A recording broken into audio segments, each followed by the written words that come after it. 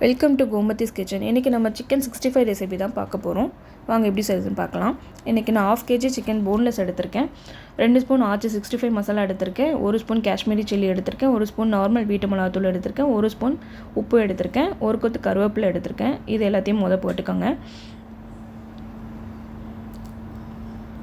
இஞ்சி பூண்டு பேஸ்ட்டு நான் எப்போயுமே ஃப்ரெஷ்ஷாக தான் நான் போடுவேன், அப்போ தான் டேஸ்ட் நல்லாயிருக்கும்.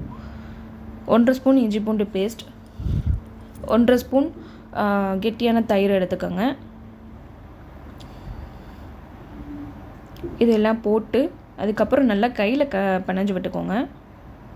இந்த மாதிரி நீங்கள் கலந்து விட்டுக்கணும்.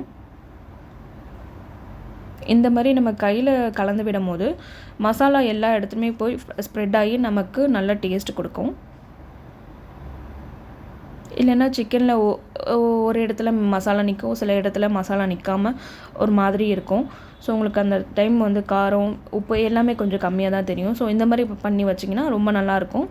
1/2 அன் ஹவர் மேரினேட் பண்ணுங்கள். 1/2 அன் ஹவர் மேரினேட் பண்ணதுக்கப்புறம் அரிசி மாவு எப்பயுமே நீங்கள் பொரிக்கிறதுக்கு முன்னாடி அரிசி மாவு போட்டிங்கன்னா உங்களுக்கு சிக்கன் ஹார்ட் ஆகாது, சாஃப்டாக இருக்கும், கிறிஸ்பியாகவும் நமக்கு கிடைக்கும். இப்போ நம்ம ஸ்டவ் ஆன் பண்ணி கடாயை காய வச்சுக்கோங்க.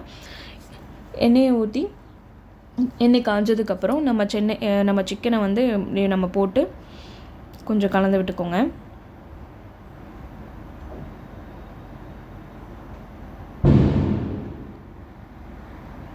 ஒரு 2 மினிட்ஸ் கழித்து சிக்கனை இப்படி பிரட்டி போட்டுருங்க.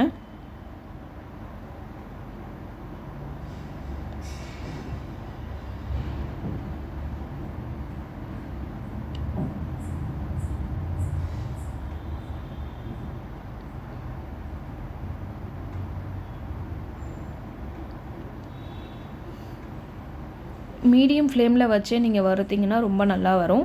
ரொம்ப ஹையில் வச்சிங்கனாலும் சிக்கன் ரொம்ப ஒரு மாதிரி ஹார்டாயிரும், ஒரு மாதிரி ஒட்ட ஆரம்பிச்சிடும், ஒரு மாதிரி ரொம்ப தீஞ்சிற மாதிரி ஆயிரும்.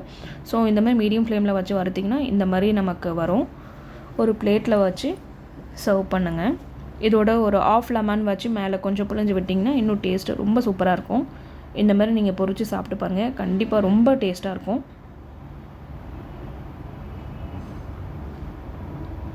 நம்ம சேனலை சப்ஸ்கிரைப் பண்ணாதவங்க சப்ஸ்கிரைப் பண்ணிடுங்க, லைக் பண்ணிடுங்க, பெல் பட்டனை கிளிக் பண்ணிடுங்க. தேங்க்ஸ் ஃபார் வாட்சிங்.